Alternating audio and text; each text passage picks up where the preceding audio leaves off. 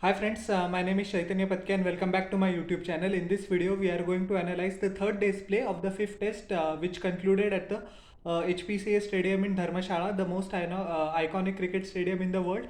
And what a sight it was for the Indian fans.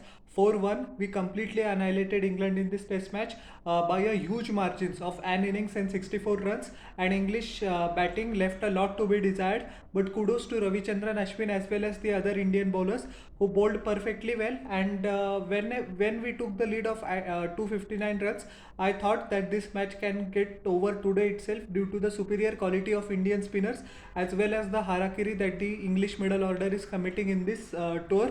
But take nothing away due to from the brilliant captaincy of Jasprit Bumrah. We have to take into consideration that today Rohit Sharma actually didn't take the field due to some stiffness in his back, and Jasprit Bumrah marshaled the resources excellently well. He made the necessary changes whenever it looked that England were forging a little bit of partnership, and the bowlers also responded in kind. Kuldeep Yadav, Ravindra Jadeja, Ravichandran Ashwin, Bumrah himself took 2 wickets as acting captain, and that was the series of the whole story. For his magnificent performances and the 5 wicket haul in the first innings, Kuldeep Yadav was adjudged as the player of the match, and Yashasvi Jaiswal for his stupendous haul of more than 700 runs, which included 2 double centuries, was adjudged the player of the series. So all in all, excellent performance by Team India throughout the series. India is also at the top of the ranking in the World Test Championship now, and yeah, if we perform like this in Australia at the end of the year, then surely we can qualify for another WTC final in the 2025. So all in all, magnificent display by Team India, and we have to appreciate the team management as well. The head coach Mr. Rahul Dravid, bowling coach Paras Mambre, as well as the batting coach Vikram Rathore for their wonderful insights. We have to give credit to Mr. Ajit Agarkar as well, the chief selector, as well as other selectors, for showing tremendous faith in the youngsters, which eventually paid off. Despite the fact that missing stalwarts like Virat Kohli, Mohammad Shami, KL Rahul didn't take part due to the quadricep injury after the first test, we played brilliantly well, and the future of the Indian team is in safe hands. Now we will analyze the third day's play. It actually just took, I think, 50 or 54 overs to be 52 overs, I beg your pardon, to be precise, for this day to end. England couldn't even bat till tea. That was the level of their horrendous and shambolic performance. We started off the day at 473 for 8, and the biggest moment I came when Kuldeep Yadav was dismissed by James Anderson, an off cutter actually, which was bowled, and the seam wobbled, taking the outside edge of the bat, and Ben Fox taking a pretty simple catch. That was the 700th wicket for Jimmy Anderson in 187 test matches. That is a testament to his brilliant skill, determination, and constantly the urge to improve himself despite being the one of the greatest fast bowlers of all time, and without a doubt the greatest fast bowler that England has ever produced. He has become the first bowler to take 700 test wickets. Muthaiya Muralidharan with exactly 800 test wickets, and the late great Shane Warne with 708 test wickets are the only bowlers who have taken more wickets than James Anderson in test cricket.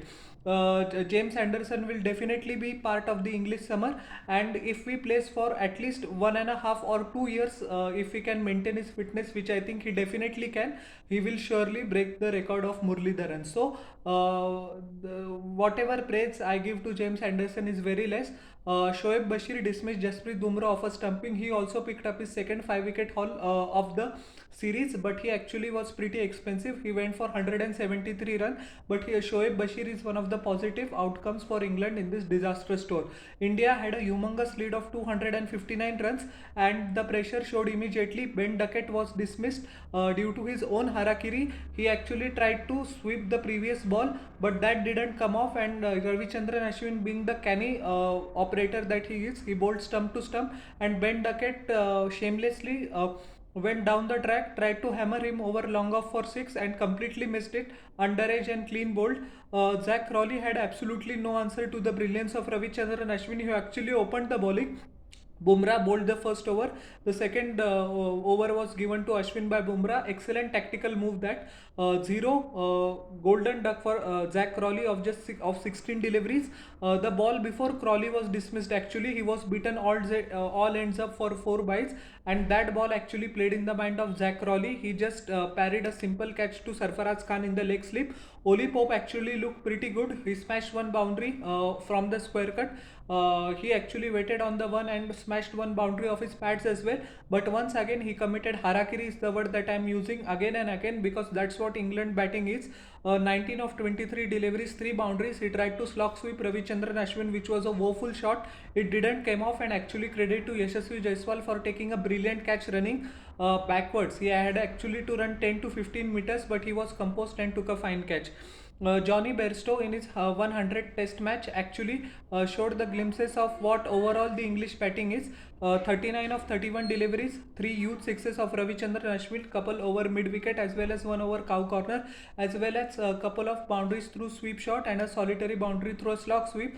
3 boundaries, 3 sixes, but his wicket was eventually taken by Kuldeep Yadav, who got plumb LBW to him. So quite a bit of entertainment provided by Johnny Bairstow, but as we know that he isn't consistent at all, and it showed throughout the series that he gets the starts but is unable to control his emotions, and he just went away. He actually had a word with Shubman Gill. Actually, it was a pretty heated argument between Dhruv Jurel, Kuldeep Yadav and Shubman Gill, which actually gave a fitting send-off to Johnny Bairstow, because Bairstow was the one who first poked him, despite the fact of his own importance that he hasn't been able to cross 50 even once in the series.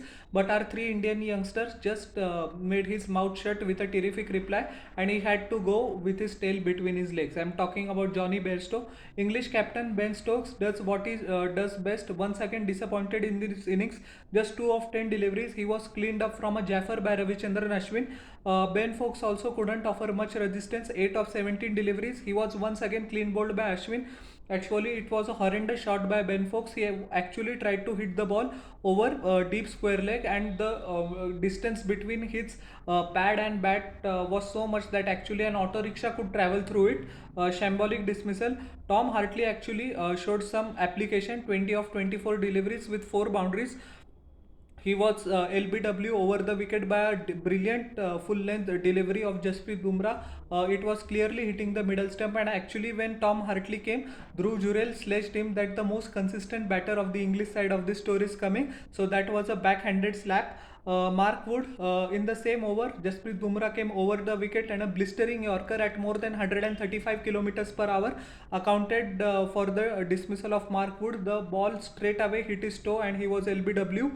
Shoaib Bashir tried to offer a bit of resistance with Joe Root, who had a partnership of actually 48 runs for the second last wicket, but it was just delaying the inevitable. Shoaib Bashir scored actually 13 runs of 29 deliveries, 1 boundary over deep mid wicket, but he couldn't muster much after that. 1 boundary towards third man as well, but he got out due to a ripper of a delivery from Ravindra Jadeja.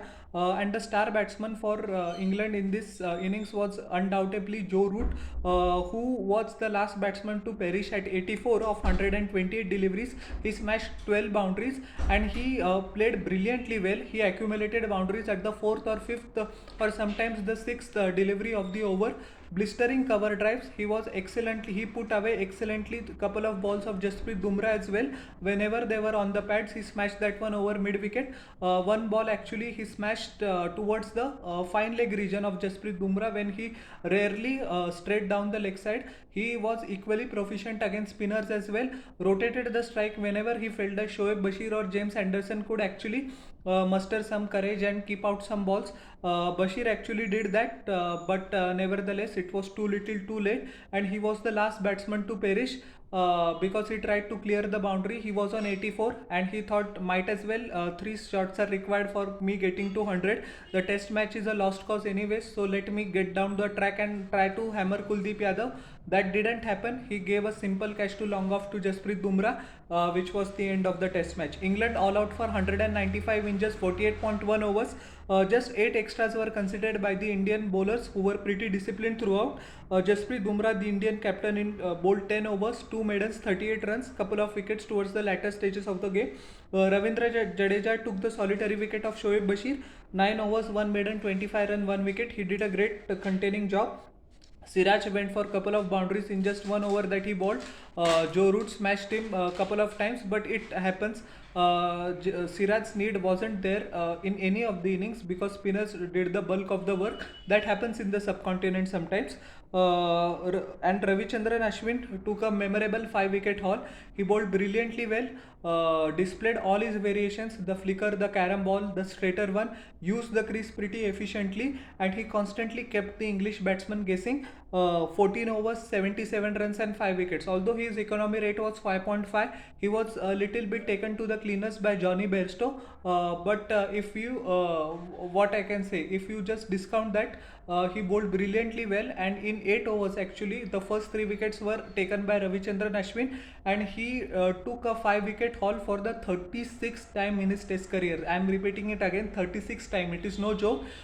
He actually passed the great Indian bowler Mr. Anil Kumble, and he's just behind Shane Warne, who has the late great Shane Warne, who now has 37 5 wicket hauls in Test match cricket, and the first number is Muthaiya Muralidharan, who is way ahead of the pack with 67 5 wickets haul. It has happened the first time in the history of Test cricket that a fast bowler or any spinner taking part in his 100 Test match has conjured up 5 wickets, and his overall figures were 9. He took 4 in the first innings as well as 5 in the second innings. So excellent performance by Ashwin Anna, and he has proven that he's arguably one of the greatest or the greatest spin bowler that India has ever produced. So a comfortable thrashing for England, who will be pretty disappointed. Ben Stokes actually gave his usual what you can say pep talk slash excuses slash anything that we tried hard to compete whenever, but the fact of the matter that their batting was so brittle and was wonderfully exposed by the quality Indian spinner, and the baseball, whatever in Hindi the word is there, hawa, whatever the clout of baseball was, that Team India literally finished baseball. And imagine if Rohit Sharma was in the shoes of Ben Stokes. In the Indian media, there would have been definitely called for the head of Rohit Sharma that he should resign as a captain. His place in the squad would have been also come under fire, despite the fact that Rohit Sharma is one of the greatest captains Team India ever had. That shows that the standard of Team India is way higher than England cricket team, and England is currently nowhere compared to India in Test format as well as the other formats. So a huge congratulations to Team India as well as the selectors and coaches for making brave decisions as well as backing the players. And yeah, one of the most memorable series in recent time. And the overhype of baseball should die down with this epic victory that Team India has conjured up, despite the fact of being 1-0 down. It also happened for the first time in 112 years that a team in a 5 match series that have lost the first test matches went on to win the remaining 4 ones. So history made by Team India. And what I can say, rip baseball, the most overrated concept in our recent times. So how did you like my analysis of the 5th test match overall as well as the third day? Please tell me in the comment section below, and don't forget to like, share and subscribe to my YouTube channel and press the bell icon for further notifications. We'll meet in the next video. Till then everyone, bye.